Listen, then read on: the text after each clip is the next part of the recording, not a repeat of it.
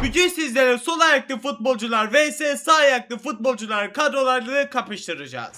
Sol ayaklı kadromuzda arkadaşlar, sağ ayaklı kadromuzda arkadaşlar aynı şekilde iki kadronun dizilişi aynı olacak. Şu anlık arkadaşlar aktif olarak sol ayaklı kadromuzdayız ve isterseniz buradan da başlayalım. Şimdi sol ayaklı kadromuzun kalecisi arkadaşlar, hemen buraya son yazıyoruz ve ne alacağız arkadaşlar? Alisson Becker alacağız. Sol ayaklı kaleci olarak Alisson Becker alacağız. Bu arada bunu da belirteyim, iki takımın da kadrolarını yapay zekadan öneri olarak aldım. Sadece sol ayaklı kadroda bazı oyuncularda yapay zeka önerdiği bazı oyuncularda arkadaşlar sıkıntı vardı. Onun yerine ben kendim seçtim. Bunun bilgisini veriyorum. Onun dışında tüm oyuncular yapay zeka önerdiği oyuncular. Şimdi sol ayaklı kadromuzun kalecisi Alisson olacak. Tüm oyuncular da bu arada belirtmiş olayım. Video dışında hepsini hallettim arkadaşlar. Elimden geldikçe en yüksek yeni kartları almaya çalıştım. Şimdi Alisson değiştirerek yeniden farklı bir Alisson kartını gördüğünüz gibi ekledik. 117 yeni kartıyla kadromuza gelmiş oldu. Sol ayaklı kadromuzun ilk transferi bu şekilde. Şimdi ise sağ ayaklı kadromuza geçeceğiz diyeceğim de arkadaşlar özür diliyorum. Şu anda aktif olarak sağ ayaklı kadromuzdayız. Alisson da sağ ayaklı bir kaleci. Çok özür diliyorum yanlış söylediğim için. Şimdi ise sol ayaklı kadromuzdayız ve buraya da arkadaşlar ne alacağız hemen göstereyim sizlere. Arama bölümüne geldik. Buraya Joe Ur yazıyoruz ve Kurta'nın bir kartını almış olacağız arkadaşlar. Kartlara da baktığımızda video dışında Kurta'nın bu kartını aldım arkadaşlar ama sadece kırmızı dereceli halini alabildim. 117 genlik kartı kadromuza girecek. Bu tarz vs videolar için de arkadaşlar like'lere basalım. En az sizlerden 400-500'e bekliyorum. Kanalımıza da abone değilseniz efsane videoları kaçırmamak için abone olup bildirimleri açmayı unutmayalım. Televizyonda izleyenler çok kişisiniz. Lütfen sizler de like'lara basın. Sizler de destek verdiğinizde arkadaşlar kesinlikle videolar 400-500 like'a ulaşıyor. Abone olun ki televizyondan izleyenler sizlerin karşınızda gelmiş olayım arkadaşlar. Tabii ki de izlemek istiyorsan. Şimdi ise sağ bek ve sol bek oyuncularımızı ikişer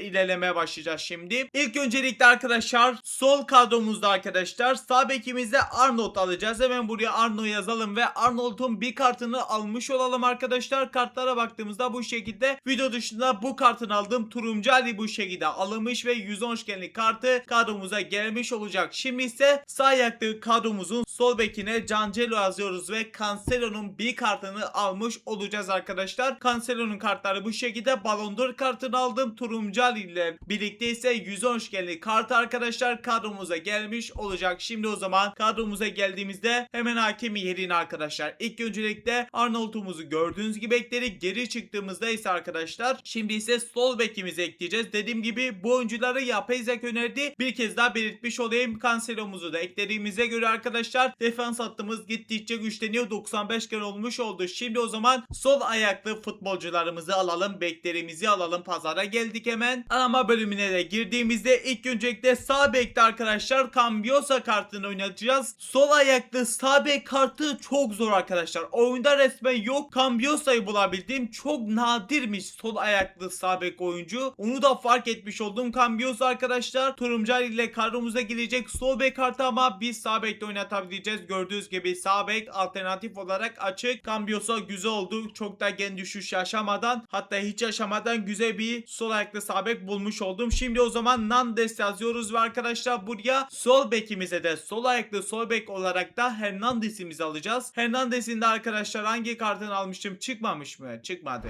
İsmini düzelttik ve şimdi arama diyerek aratmış olduk. Şimdi çıkmış oldu. Hernandez'in de arkadaşlar 112 genlik kartını aldım. Turuncu Ali'den birlikte gördüğünüz gibi 117 genlik kartımız kadromuza gelmiş olacak. Şimdi o zaman ilk öncelikle bir sağ bekimizi ekleyelim. Oraya ne gelecek? Filtrelerden pozisyonumuzu sol bek yapalım ve kadromuza gelmiş olsun. Cambiosa'mızı ekledik. Şu anda birazcık geni düştü ama tabii ki de orayı düzelteceğiz. İlk öncelikle Hernandez'imizi de ekleyelim. Bakalım kaç gene kadar ulaşmış olacağız. Hemen hemen eşit kadro kurmaya da çalıştım arkadaşlar. Gen olarak onun da bilgisini vereyim. Şimdi o zaman Cambiosa'ya geldik ve arkadaşlar fullleyelim. Hiçbir gen düşüşü yaşamamış olsun. Dripling mi versek? Neyse verelim, çok önemli değil. Sol bek sağ bekte 2 bölümde de oynayabiliyor ama bir sağ bekte oynatacağız. Sol ayaklı kadromuzda arkadaşlar 97 gene kadar ulaşmış oldu. Şimdi o zaman sağ ayaklı futbolcuların olduğu kadroya geldik ve şimdi o zaman stoperlerimizi alacağız. İlk öncelikle sağ stoperimizi alalım. Oraya da arkadaşlar Diaz yazıyoruz ve Luis Diaz'ın bir kartını almış olacağız sağ ayaklı sağ stoper olarak. Onun da video dışında 112 genlik kartını aldım. Turumcal ile birlikte 117 genlik kartı kadromuza gelmiş olacak. Sol stoperimize de arkadaşlar hemen diş yazıyoruz ve ne alıyoruz? Van Dijk'ın kartını alıyoruz. Sağ ayaklı sol stoper olarak da Van Dijk'ı kullanacağız. 110 genlik kartını kullanacağım bu arada. Turumcal ile birlikte ise 115 genlik kart arkadaşlar kadromuza gelmiş olacak. Bu şekilde sağ ayaklı futbolcuların kadrosunu da bu şekilde bitirmiş olacağız. Luis Diaz'ı ilk öncelikle ekledik. Gördüğünüz gibi kaç gene kadar ulaşmışız? 97 gen olduk. Sol stoperimize de arkadaşlar Van Dijk'ımızı eklediğimize göre burayı da gördüğünüz gibi bitirdik ve sağ ayaklı defans hattımız bu şekilde oldu. 100 gene kadar ulaşmış oldu kadromuz. Şimdi o zaman geçelim sol ayaklı futbolcuların kadrosuna. Şimdi o zaman pazarımıza geldik. Sağ stoperimize ne alıyormuşuz? Baktığımda arkadaşlar hemen buraya yazıyorum ve Gabriel alıyormuşuz arkadaşlar. Hemen Gabriel'i arattığımızda arkadaşlar Gabriel'in 115 genlik bu kartını alacağız ama maalesef mor dereceli halini alacağız. 118 genlik kartı kadromuza gelecek. Sol stoperimizi de alalım. Kontrol ettiğimde Bastoni arayacakmışız. Bastoni'yi de arattığımızda arkadaşlar kartları bu şekilde 114 genlik kartını alacağız. Turumcal ile birlikte ise 119 genlik arkadaşlar kadroya gelmiş olacak. Çift stoperimiz sol ayaklı futbolcuların olduğu kadroda. Şimdi o zaman sağ stoperimize ilk öncelikle Gabriel'imizi ekledik gördüğünüz gibi. Geri çıktığımızda ise bakalım kaç geniyiz. Gördüğünüz gibi 100 gene kadar ulaştık. Şimdi sol stopere geldiğimizde arkadaşlar Bastoni'yi eklediğimizde kaç gene kadar ulaşmış? Sol ayaklı futbolcuların kadrosu 102 geldik. Sol ayaklı defans hattımız bu şekilde oldu kısacası arkadaşlar. Şimdi hiç uzatmadan sağ ayaklı kadromuza geçiyoruz ve 2 tane merkez orta sahamızı alıyoruz. Kontrol ettiğimde sağ stoperimiz arkadaşlar. Hemen aratalım ve görün sizde Bruyne alıyoruz. Yani De Bruyne alacağız arkadaşlar. De Bruyne'nin de kartları bu şekilde 112 genlik kartını aldım video dışında. Turumcal ile birlikte ise arkadaşlar 117 genlik kartı kadromuza gelecek. Şimdi o zaman sol merkeze de ise Rodri'nin kartını alacağız arkadaşlar. Uzun zamandır sanırsam Rodri'nin bir kartını videolarda kullanmıyorduk. Bakalım bugün neler yapacak. 110 genlik kartını aldım bu arada. Turumcal ile birlikte ise 118 gen olacak. Defansif orta saha kartı ama merkez açık bu arada, onunla bilgisini vermiş olayım. Şimdi o zaman 2 tane sağ ayaklı merkezlerimizi eklemiş olalım. İlk öncelikle sağ merkezimize geldik. Buraya De Bruyne ekledik. Gördüğünüz gibi eklemedik. Şimdi ekledik ve geri çıktığımızda ise arkadaşlar genimiz 102 gen oldu. Sol merkeze geldiğimizde ise filtrelerden ilk öncelikle MDO yaptık. Kaydet arama dediğimizde Rodri'mizi ekledik ve geri çıktığımızda ise genimiz şu anlık 105 gene kadar ulaşmış oldu. Beceri puanlarımızı da basmış olalım ki daha yüksek olarak oynamış olsun. Defansa da basalım. Onayla diyerek onaylamış olduk. Hiçbir gen düşüş yaşamadan 118 genlik kartıyla Rodri'mizde oynayacak. Şimdi ise geçelim sol ayakta arkadaşlar merkezlerimize. Şimdi kontrol ettiğimde sağ merkezimize hemen göstereyim sizlere de. Buraya arkadaşlar Ber yazalım ve Bernardo Silva alacakmışız. Yapay zeka bunu önerdi. Sol ayaklı sağ merkezimize Bernardo Silva kartı bu oynayacak. Turumcal ile birlikte ise 117 genlik kartı kadromuza girecek. Şimdi o zaman sol ayaklı sol merkezimizde Fred'in kartını oynatmış olacağız arkadaşlar. Gördüğünüz gibi 114 genlik kartı var dereceli. Yani Turumcal ile birlikte ise 119 genlik kartı arkadaşlar kadromuza gelmiş olacak. Şimdi kadromuza geldik hızlı bir şekilde. Merkezimizi ilk öncelikle bir tamamlayalım. Sağ merkezimize geldik. Buradan Bernardo Silva ekledik gördüğünüz gibi. Geri çıktığımızda ise gördüğünüz gibi 105 gene kadar ulaştık. Sol merkezimize ise arkadaşlar hemen Fred'imizi ekledik ve geri çıktığımızda ise arkadaşlar genimiz gördüğünüz gibi 107 gene kadar ulaşmış oldu. Şimdi o zaman geçiyoruz sol ayaklı oyuncularımıza. Pardon, sağ ayaklı oyuncularımıza. Şimdi o zaman sırada ofansif orta saha ve santraforumuzu alalım bence. Şimdi o zaman ofansif yani 10 numara bölümüne ilk öncelikle Bellingham yazıyoruz ve Bellingham'ın bir kartını alacağız sağ ayaklı futbolcular olarak. Bellingham'ın ise video dışında bu kartını arkadaşlar aldım, basamadım. Şimdi ise Turumcal ile birlikte ise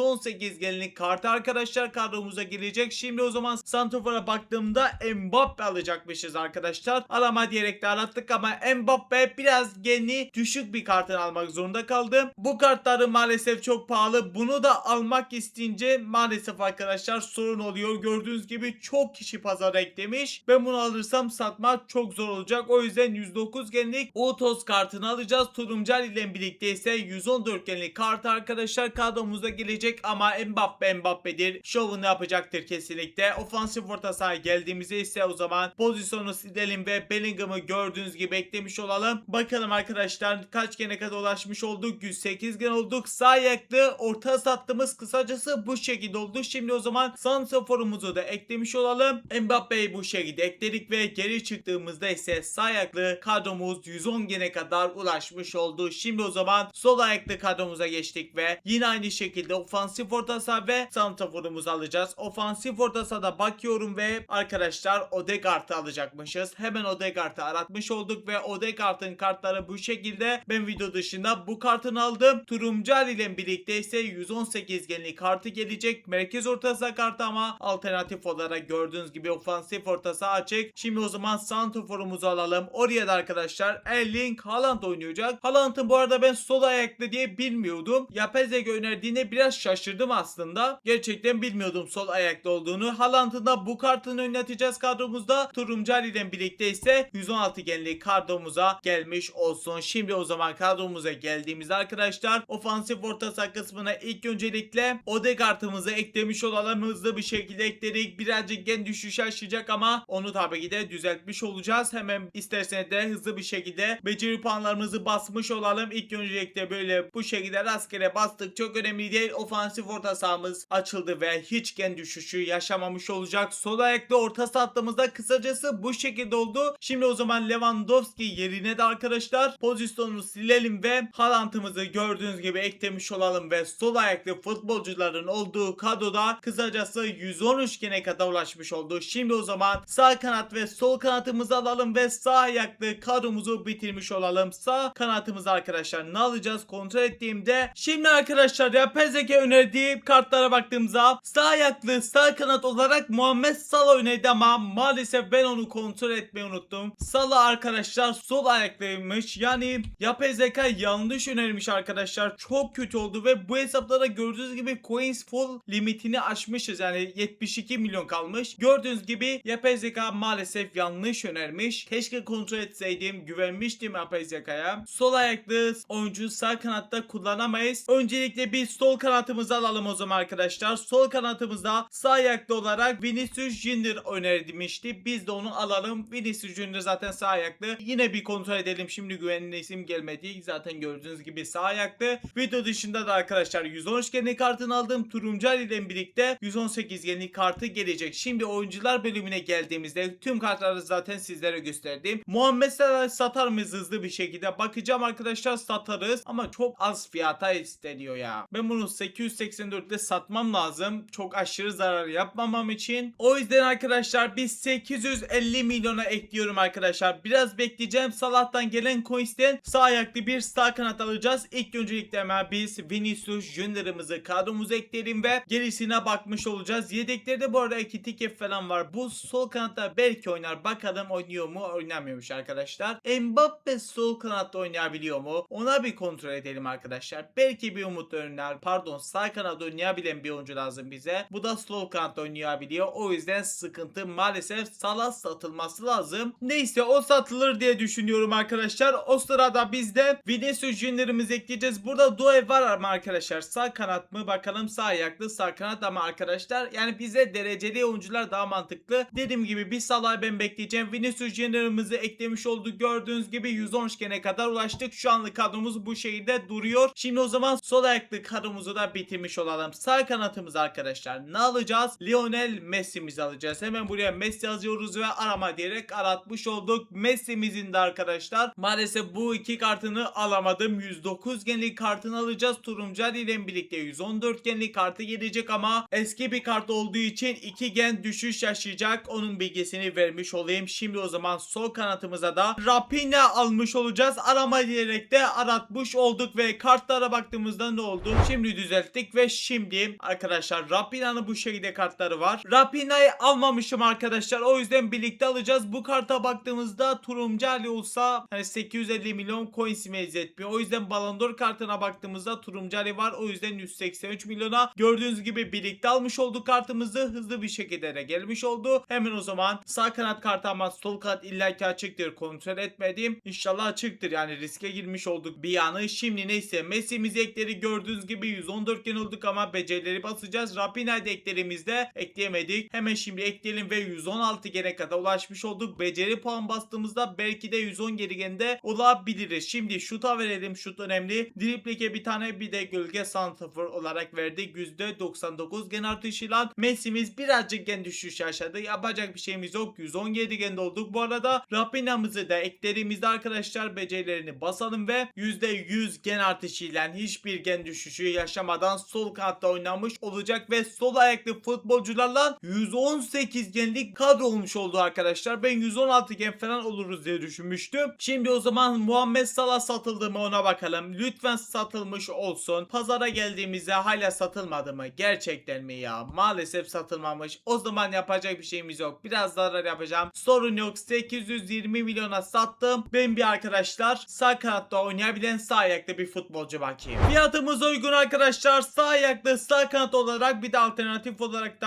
5'te 5 yani 2 ayağı da kullanabilen bir kart Pulisic olarak bulduk. Maalesef biraz talihsiz yaşadık. Yapay zeka bizi üzdü maalesef. Yanlış yönlendirdi. Ben de kontrol etmedim. Maalesef biraz karışıklık oldu. Özür diliyorum. Pulisic'imizi aldık ve sağ ayaklı arkadaşlar. Kadromuzu da bu şekilde bitirmiş olacağız. Bakalım kaç gende bitireceğiz. Pulisic eklerimizde 4 gen atladık. 117 gen olduk. 1 gen fark var arkadaşlar. Ama hemen hemen arkadaşlar eşit bir kadro oldu. Şimdi kuzenime 2 kadroyu da göstereceğim. Hangisini seçerse o kadroyu kuzenim yönetecek. Bana kalan da kadroyu ben yöneteceğim. Maça da başlamadan önce de arkadaşlar like'lara basalım, abone olup bildirim açmayı unutmayalım. Şimdi o zaman maça geçelim. Bakalım maçı kazanabileceğiz mi görelim. Kuzenim arkadaşlar sağ ayaklı futbolcular seçti. Onun da bilgisini vereyim. 2 takıma da antrenman basmadım. Sadece beceri puanlarını fullledim arkadaşlar. Çünkü bir kadronun antrenmanı fazla, birisinin az olacaktı. Adaletsizlik olmasın diye hiçbirisine basmadım. Cezalı maça başlıyoruz. İnşallah sol ayaklı kadro yener. Çünkü onu ben yönetiyorum. Elin kalan sol tarafa döndü Raphinha'ya. Raphinha sürüyor. Ruben Dias karşısına gelecek. Raphinha bir ara pası